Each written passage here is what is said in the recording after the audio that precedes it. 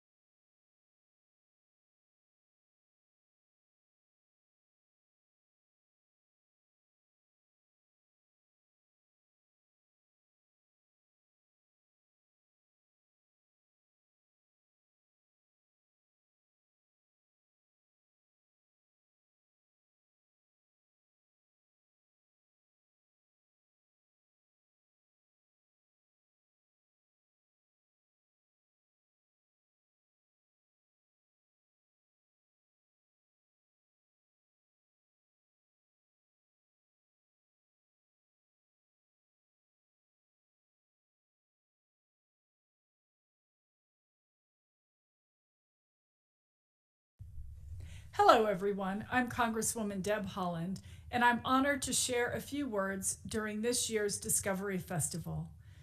The sixth annual Discovery Festival, hosted by Big Brothers Big Sisters, has become a wonderful tradition, providing a wide array of opportunities for New Mexico students to discover the future of STEM.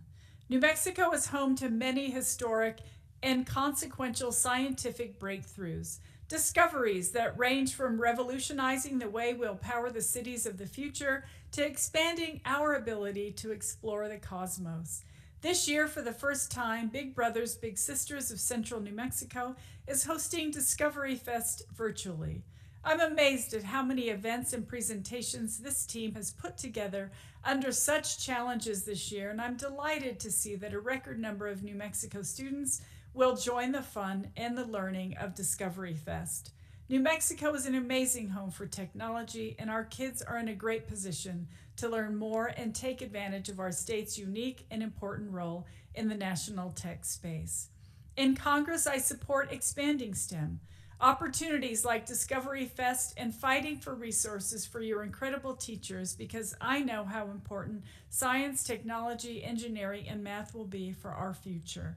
I want to let you all know about my annual Congressional App Challenge that invites students to come up with one of a kind apps and have their app displayed at the national level. Students learn to code, manage a project, and learn more about technology.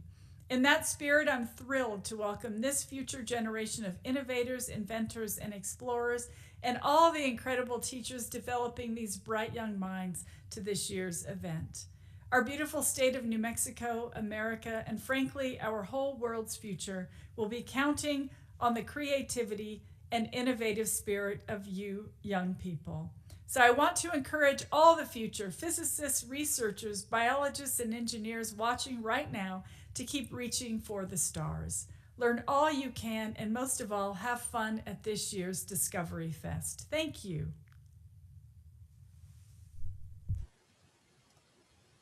Great. Thank you so much, Representative Holland. My name is Will Tapia, and I'm the Advancement Coordinator for Big Brothers Big Sisters of Central New Mexico. And we are so happy that you are all here joining us this morning. I do want to real quick kind of lay out what Discovery Festival is normally, and then what it, of course, is this year inside of this coronavirus pandemic. So Discovery Festival normally is a one-day event held at the Albuquerque Convention Center. We get about 3,000 students from all across central New Mexico descend on the convention center to engage with 50 and or more exhibitors from various areas of STEAM. And STEAM, of course, as we all know, is science, technology, engineering, art, and mathematics. And so it's a blast for the exhibitors, it's a blast for the students. But of course, this year, because of the COVID-19 pandemic, we are unfortunately unable to have this event in person. So instead of a one-day event, we decided to make Discovery Festival just about the whole month of November. So we started this all the way back on November the 2nd. If you can believe it, it's already the 19th. Where is this month going? And so we scheduled a series of live streams and with the idea that the students who are watching and the teachers who are watching live can interact and engage directly with all of our exhibitors. So that being said, we have two ground rules for YouTube. So first up, If you're watching on our YouTube channel and watching the live stream there, if anything happens, if the live stream goes down, if there's an interruption or a technical difficulty, I don't think there will be, but you never know. This is this virtual space that we're all trying to navigate right now. So if there is an issue, please just come right back here to our BBBS CNM page, our BBBS CNM YouTube, not Facebook, our YouTube channel. We'll have the stream back up on there shortly. So just in case, be aware of that. Secondly, please use the chat function on YouTube. It's awesome, and it's a great way to interact and engage directly with our exhibitors. So if you post a question inside the chat, tell us where you're watching from, what school, we'll be sure to let our exhibitors know and give you guys a shout out on air. Lots and lots and lots of fun. Speaking of shout outs, I do want to give a shout out to our amazing sponsors. You know, what you're seeing now would absolutely not be possible without their support. So big shout out to our sponsors and our presenting sponsor, especially Honeywell. Thank you so much, Honeywell, for your partnership. They've been our amazing community partner for many, many, many years. Honeywell is always amazing and has supported us so much. What you're seeing today would not be possible without these wonderful folks. So thank you, Honeywell. To our Curie sponsor, Fidelity Investments. Thank you, Fidelity, for your partnership.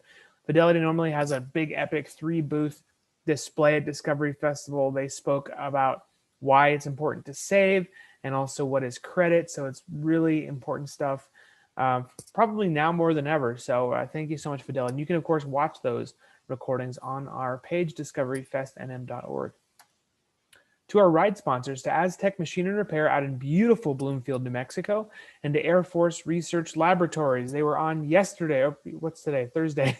They came on our stream on Tuesday to talk about satellites. It was very, very, very cool. So thank you, Aztec and AFRL. To our Newton sponsors, the Defense Threat Reduction Agency, also called DTRA, they're coming on next up this afternoon at 1 p.m. So if you're in middle school or know a middle schooler, please encourage them to join us for that live stream for DTRA's presentation. To Kirtland Air Force Base, Micronet Solutions, Sandia National Laboratories, and Presbyterian Hospitals. All of our heroes there are Presbyterian. Let's take a look here. Okay. I think that's all of my announcements. I always babble for way too long. Please, again, use the chat. Teachers, if you are streaming this live stream into your Google Classroom, please, please, please use that chat function. Send us your questions. We'll be sure to answer them and ask them live on air. Without further ado, I'm going to introduce our two guests for this morning's live stream, all the way from New Mexico Tech. We have Dana and Ryan. Dana and Ryan, do we have you on? Hello. Good morning. Welcome to the stream. How are you both doing? Doing quite right. How about you? Yeah. Good, good, good. Awesome. Okay, great. Well, I'm going to turn it right over to you guys. And again, students, please use that chat function. Send us your questions, and we will ask Dana and Ryan live on air. All right, guys. Righty.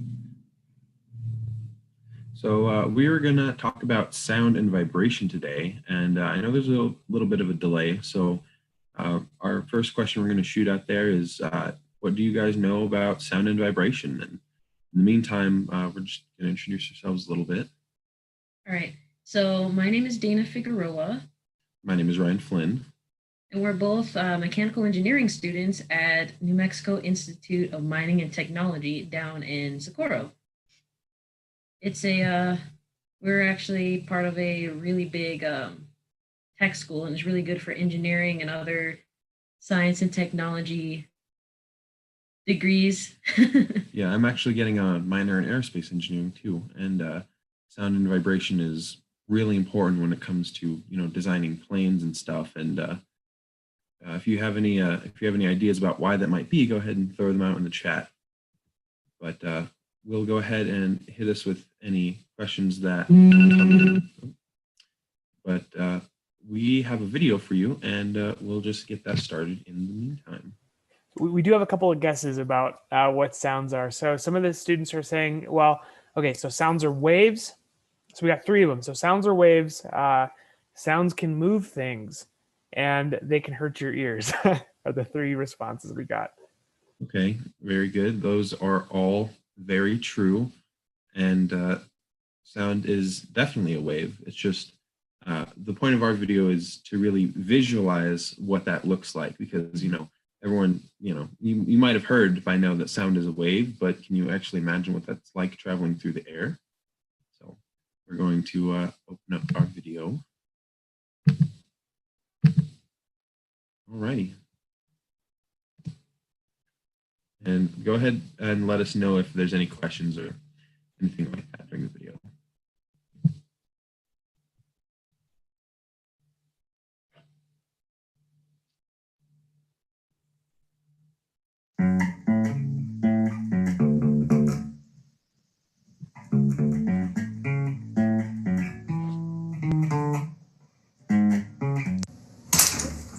Why are you practicing at 2 a.m.? I put a towel under the door, so I thought you wouldn't be able to hear me. Well, first of all, that's a blanket, not a towel. And also, sound travels through the walls. You know that, right? Why would sound travel through the wall? I can't travel through the wall. Well, I mean, I could, but I'm not going to. Okay, well, sound is made of energy, and you are not made of energy. And energy works differently. What do you mean? So energy travels as a wave. Okay, you mean this type of wave? No. Okay, well then you mean this type of wave. Still not quite there. Okay, well how about this type of wave? That's still not the type of wave I'm talking about. The waves I'm talking about are the ones caused by the collision of particles of a substance. For example, imagine these pool balls are air particles. When energy is put into one particle, it moves and hits the one next to it, transferring the energy. Okay, so I guess you're saying whenever I make a sound, it just pushes all the air away from me? No, not quite. Look at this video of a slinky. I slowed it down for you so you could see what's going on. Let's say you make a sound. The energy from the sound pushes whatever is next to it, and then, after it collides, it returns to its starting place. But how does that turn into something I can hear? Take a look at this diagram. The disturbed air particles hit your eardrum and cause it to vibrate. The vibrations travel through your ear to your cochlear nerve. The cochlear nerve sends a signal to your brain telling you that you're hearing sound. Well, that's fine and dandy, but you're in the next room. How come you can hear me playing? Remember how I said sound is made of energy? When the sound wave hits the wall, some of it bounces back towards you, but most of the energy is transferred from the gaseous air particles to the solid wall particles. The solid absorbs a lot of the energy, so even though the sound will be quieter, you can still hear it on the other side. So you're telling me sound can travel through solids?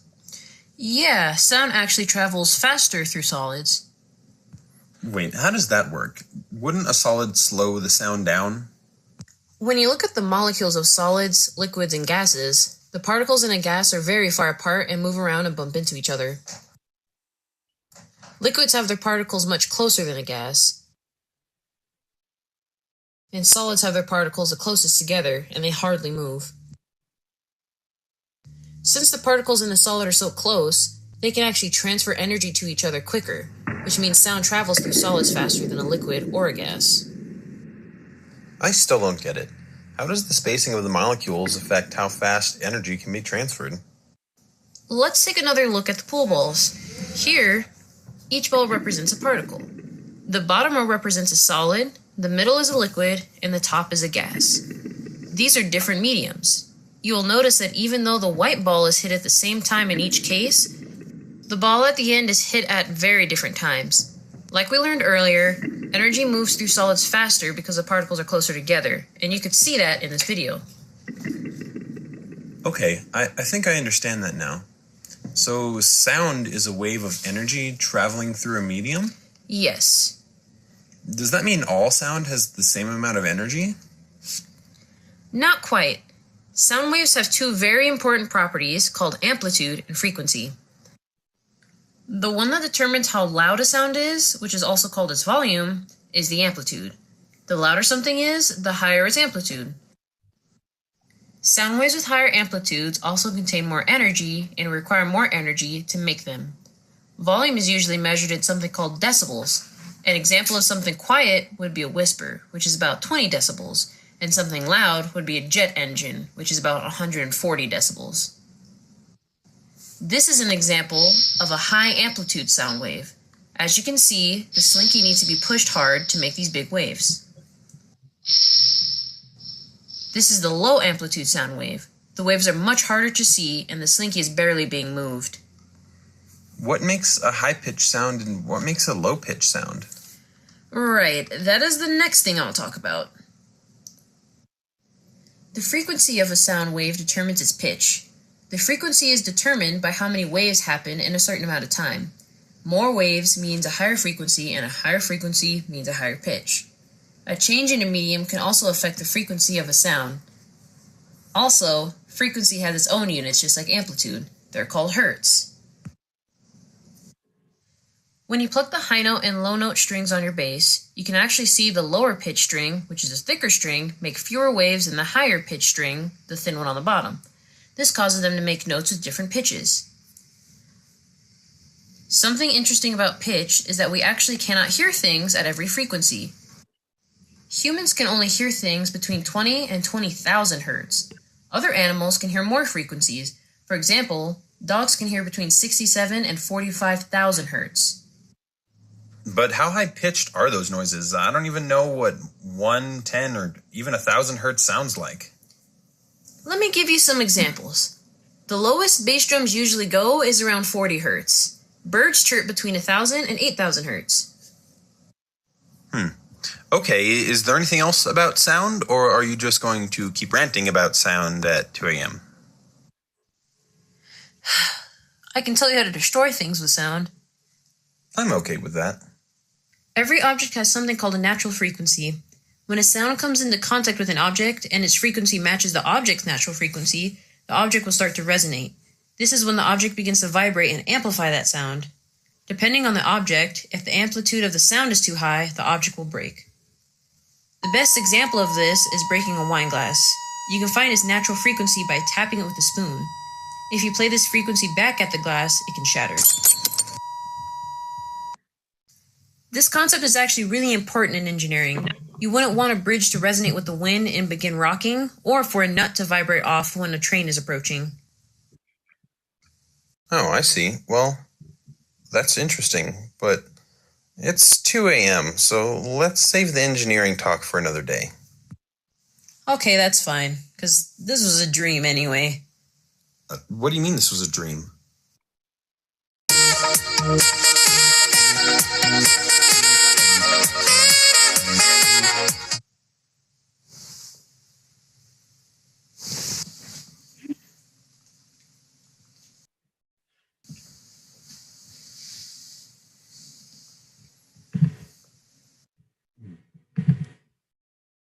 Alrighty.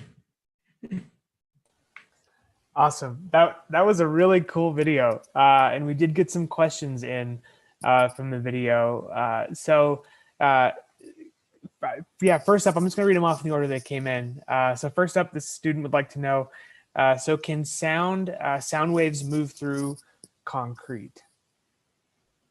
Yes, sound waves can indeed move through concrete. Like we saw in the video, the properties of the sound change when they enter a different medium. So one of the ways sound travels through a solid depends on if that sound originated in that medium. So, like for example, fish, or not, maybe not fish, maybe like whales can communicate underwater. They generate their sounds underwater. So it would sound much, much different if they were speaking to each other in the air rather than in the sound or in the water. Sorry.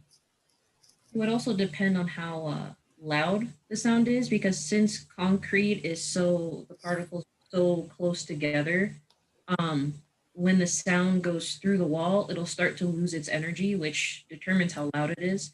So if the sound is too quiet, then it'll lose all its energy before it gets to the other side, and somebody on the other side of that concrete won't be able to hear it. Interesting. Okay.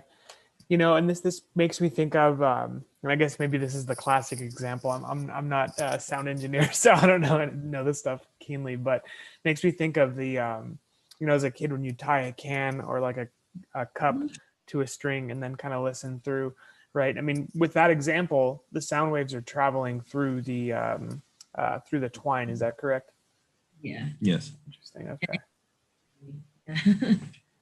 Another example might be if you ever see in a movie, people put a cup against a wall, try to listen to the cup, and the cup acts as a chamber, and the air inside can amplify the sound that you're hearing from the wall, and it can make it actually louder, as opposed to just ear to the wall. Interesting. Okay, that's great. And this is a good question as well. So this student is asking, so why is it that dogs can hear more hertz than humans? That's something more to do with their biology.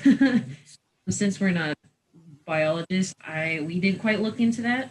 Well, what's really interesting about our world and how we really interpret it is everything can be measured through variations in electrical signals. So when we have a thermometer, everything affects the way electricity moves. So when you have a different temperature, that can affect how something moves in a circuit.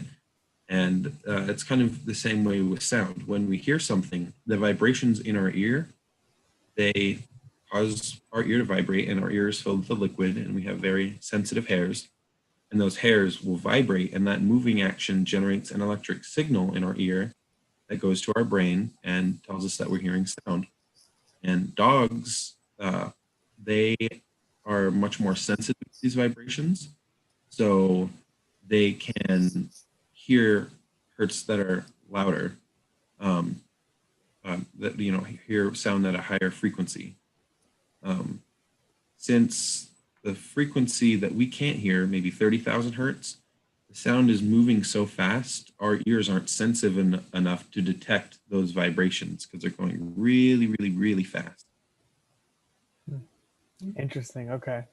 That's great. And it makes me think, right, of like things like a dog whistle, where it's a dog whistle, which for most humans is totally inaudible. But then, of course, for dogs, they're able to hear that and respond and react to it. So that's pretty interesting. Another Go interesting ahead. point about that is as we get older too, these become less sensitive. So when you're younger, and when you're younger, you can hear sounds at a higher frequency. And then as you get older, your ears get a little bit less sensitive from the use, and the range that you can hear goes down a little bit.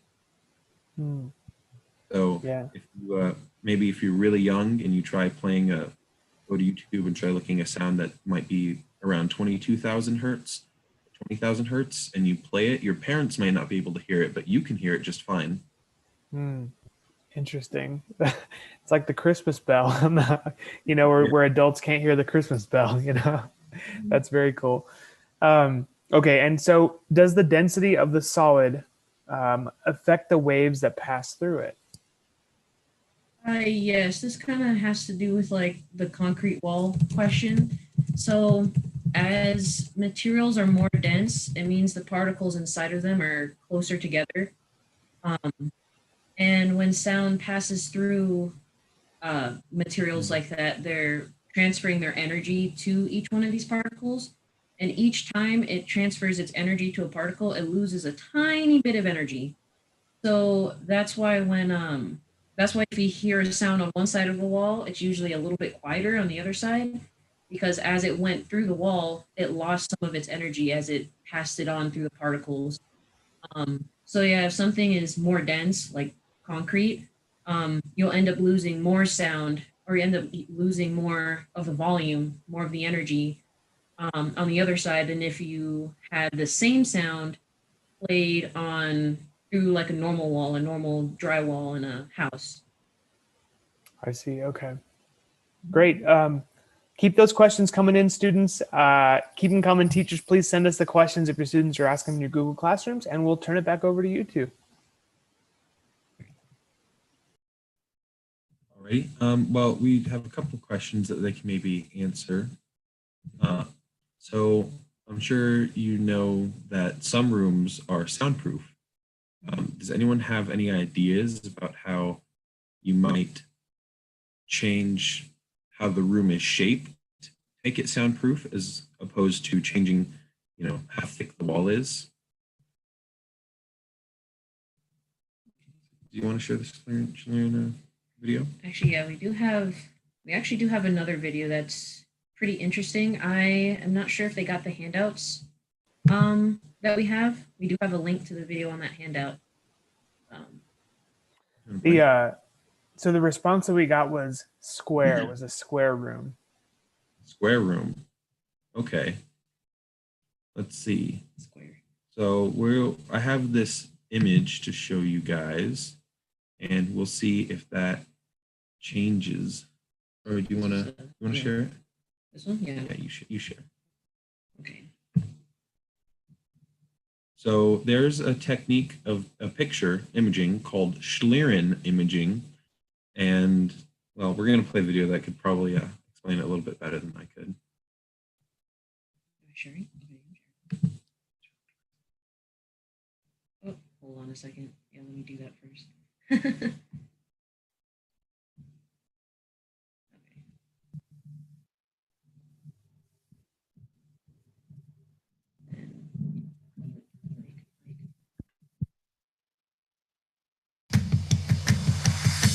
I'm going to show you the sound of a clap. And I don't mean some digital depiction of a clap. I mean that when this man's hands come together, you're going to see something that is normally invisible. You're going to see the actual sound wave leaving his hands and traveling outward at 761 miles per hour, the speed of sound. And here it is again. How is this possible? Well, I'll start the explanation not with sound, but with the heat from a lighter. There's a puff of butane, sparks fly, and the fuel ignites. But that shape billowing up from the flame isn't smoke. That's normal air that has been expanded by heat. We're able to see the density change thanks to a technique called schlieren flow visualization. Here's how it works. You start off with a light shining through a single slit. If you reflect that light off a parabolic mirror, all the rays become parallel, and then you can use another parabolic mirror to refocus the light down to a single focal point, and then in through the lens of a camera to make a picture. Now here's the trick. You place some sort of barrier right at the focal point. Now you add something that will distort the air, like a candle. The candle will block light rays, making a silhouette, and the flame will make light. But rising heat will change the density of the air above the lighter, and that will bend the light rays. The bent light ray won't pass through the focal point. It will be blocked by the barrier, and the picture will be darker. This technique can be used to see anything that distorts the air, the heat from a hair straightener, for example. Even the heat coming off a human hand. Epidemiologists use it to study sneezes and coughs. Engineers use it to study aerodynamic flow. And sound, well, that's just another change in air density, a traveling compression wave. So schlieren visualization, along with a high-speed camera, can be used to see it as well. Here's a book landing on a table. The end of a towel being snapped. A firecracker. An AK-47. And of course, a clap.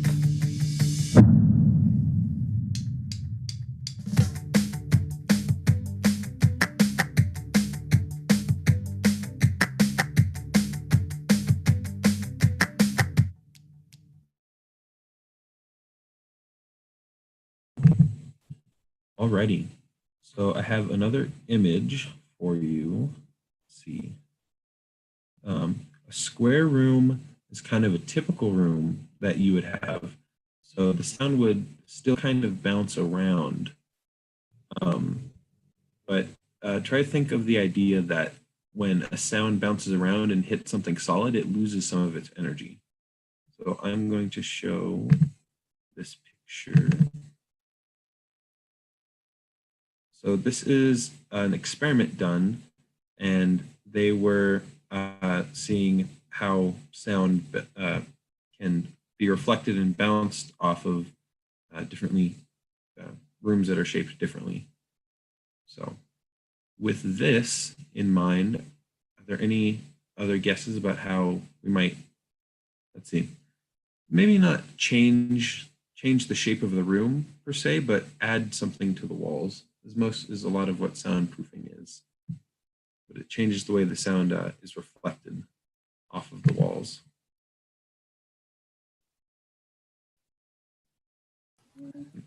I can read off some of the other guesses we got. So We have a guess that a round room might be better. And then another guess is saying putting blankets up on the walls Okay. might help. Yes. My question, I guess, was a little bit misleading about the shape of the room. My mistake. Maybe it would be more the shape of something that you add to the walls or the material that you add to the walls. Certainly, a blanket would help.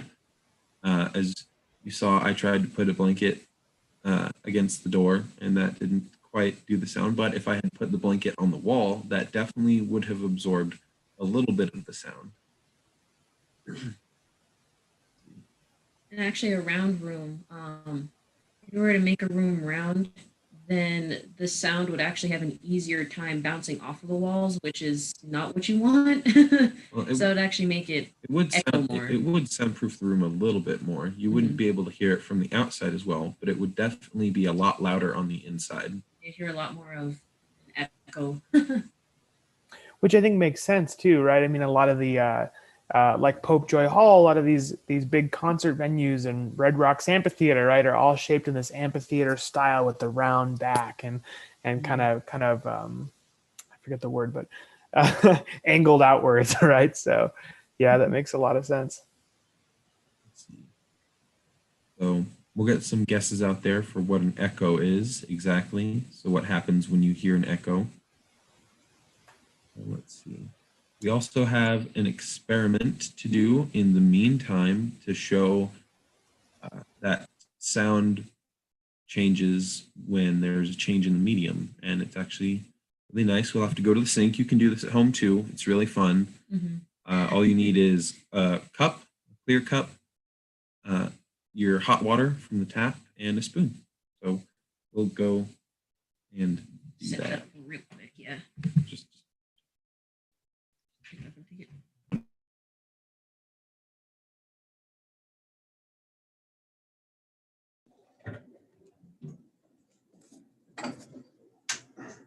turn on the light. Turn on the light. Whoop. Alrighty. So it's important to know that you have hot water for this experiment. So I'll wait for the water to get hot.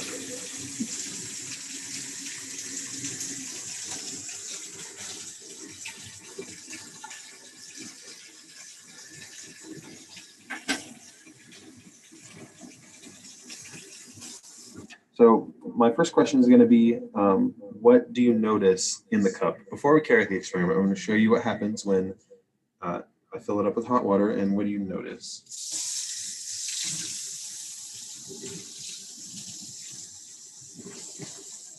And the reason we don't just have the experiment set up too is because it has to be fresh. It has to be fresh hot water.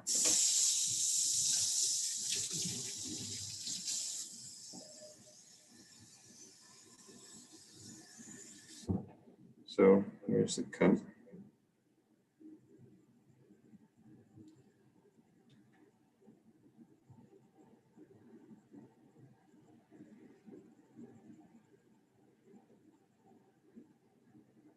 Might be a little bit difficult to see.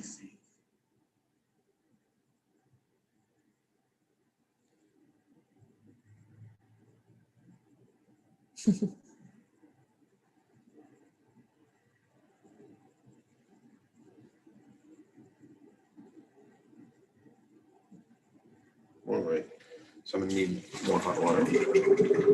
Did anyone notice anything about the water?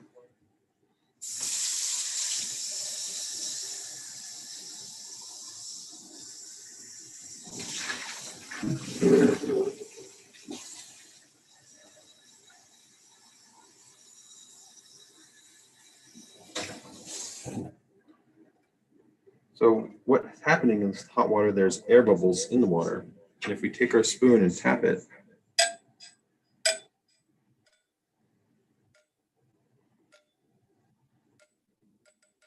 I'm not sure if it's picking it up.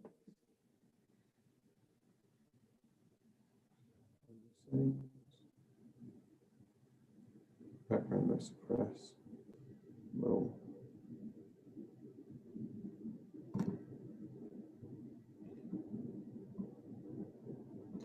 All right. right, let's try that one more time so you can actually hear what's going on.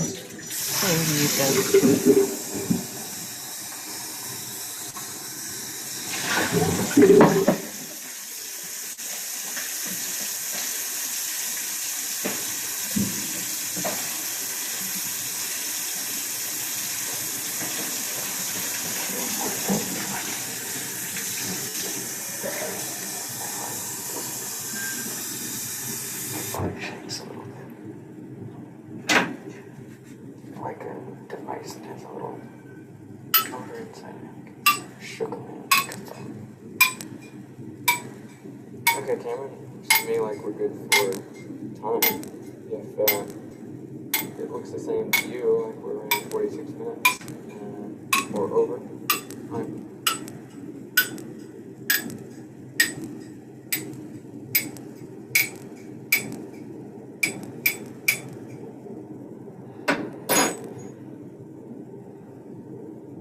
Hello.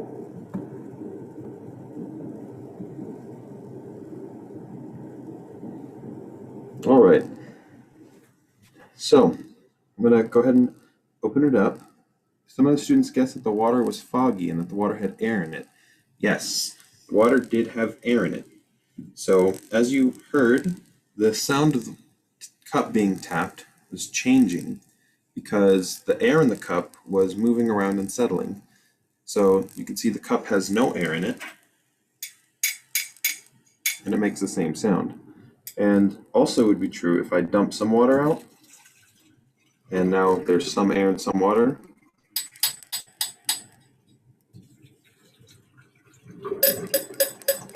The sound changes because of the medium that the sound is traveling through also changes. So, let's do it one more time.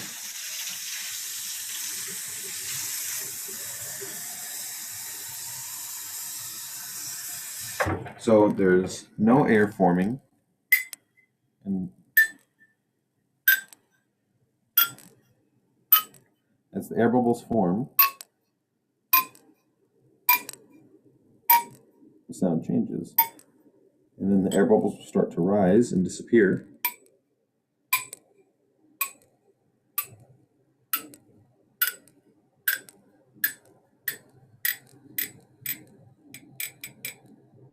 So,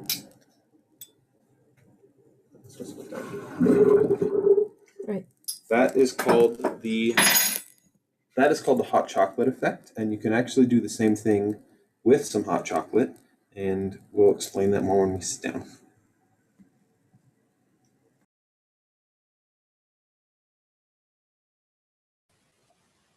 Awesome. And while they're getting set up there, I do want to give a couple of shout outs. We got some students who answered the question as well about what is an echo.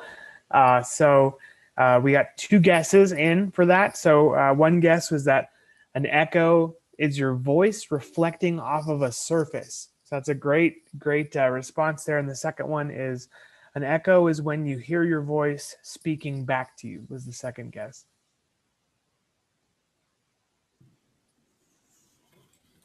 All right. Well, the first one is correct, and the second one was correct in a sense. It's not your voice speaking back to you per se. Let's see. I think that works better. Yeah. Okay. It is the reflection of your voice off a surface. So usually, when you're in any room, there is an echo. But since the sound travels so fast, it's not really something that you can tell. So if you go out into a big field and you give a big shout, the sound will bounce off objects in the distance and they will be reflected and they'll come back to you. And that's what an echo is. The same thing if you clap in a really big room, you might notice it kind of lingers. Mhm. That's the sound that's continuously bouncing off all the walls. So if you clap in a big room, the first echo that's going to reach you is the echo from the floor usually. So the sound will hit the floor and bounce back up, and then you're continuously getting sound, and that's why it kind of fades out. But yeah, that's what an echo is. I guess we can go ahead and. Sorry, we did get another question that just came in, and this is a good one too. So it's asking, why does my voice sound muffled when I'm wearing a mask? Oh, looks like we have you on mute there. Okay. It's technology, huh? I'll turn my sound off. Okay. Cool. So, what's interesting? I guess we could talk a little bit about that type of echo. So, electronically, we're hearing this feedback. So, I'm speaking into this, and Dana has her laptop set up next to mine, and the sound is playing from her computer, and it's being picked up by my microphone. So I'll make a sound, you'll hear it on her computer, and then the same sound will go through the microphone, and it gets really high pitched like that because of its tendency to detect certain frequencies and the distortion that happens when you play a sound through a speaker. So when the sound keeps going through the speaker over and over again, it'll get higher pitch and it will get louder. But what were we talking about? The question was about why does my voice sound muffled through a mask? Yes. So I am not quite sure if we mentioned this earlier, but fabric is usually used to soundproof rooms as well because of their tendency to muffle sounds. And I am pretty sure the reason it does that is just because of how it absorbs the sound, the way the sound goes through. Since fabric isn't like solid, fabric will kind of like move along with the sound and distort it. And it'll also, yeah, there's a cat meowing in the background.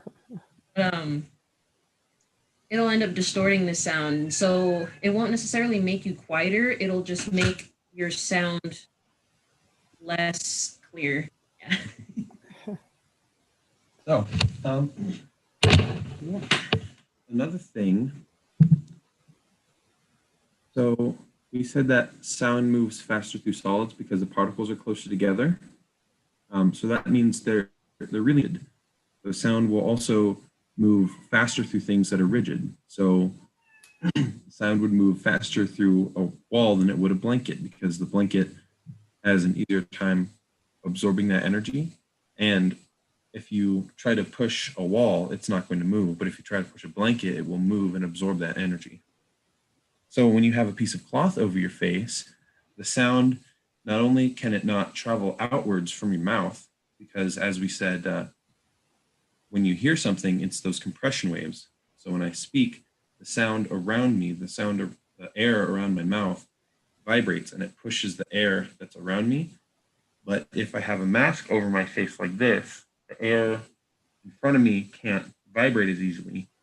So it becomes muffled and quieter. And it's also reflected in the mask since, it's typically a curved piece of fabric. So it bounces around the little space that's between your mouth and the fabric. And that also creates extra distortion and echoes and really that kind of long, dragged out, quiet, muffled sound that you hear. And it's never a good idea to always take off your mask if someone can't hear you because you can always just speak louder. And that's what usually helps. Awesome. Great. Okay. That looks like that's all the questions that we had coming in. Ryan and Dana, thanks so much for being here this morning. Yeah, no problem. Awesome. Okay. Well, you guys stay healthy and safe. We're going to bring New Mexico Tech on. I think we're coming back on with some recruitment tomorrow at 11:30. We have New Mexico Tech back on to talk about that. And then, it should be a blast. So yeah, we'll see New Mexico Tech back tomorrow. Thank you. Great, thank you. Have a good one. Guys, take care. Bye-bye. I do want to give a shout out to this afternoon at 1 p.m. We're bringing on the Defense Threat Reduction Agency, DTRA. They're going to be talking to all of our middle school students. So if you're in middle school, please plan on attending. You're going to absolutely get a kick out of that presentation. And finally, as always, just to give a last shout out here to all of our wonderful sponsors. Without these wonderful folks, none of what you're seeing would be possible. So a big shout out to our presenting sponsor, Honeywell. Thank you so much, Honeywell, for your sponsorship and your support over the years. To Fidelity Investments, our Curie sponsor. Thank you, Fidelity. Aztec Machine and Repair, Air Force Research Laboratories, the Defense Threat Reduction Agency, Kirtland Air Force Base, Micronet Solutions, Sandia National Laboratories, and Presbyterian Hospitals. Thank you all so much. With that, we'll see you back here in just about an hour. So stay healthy, stay safe, and we will see you then. Bye-bye.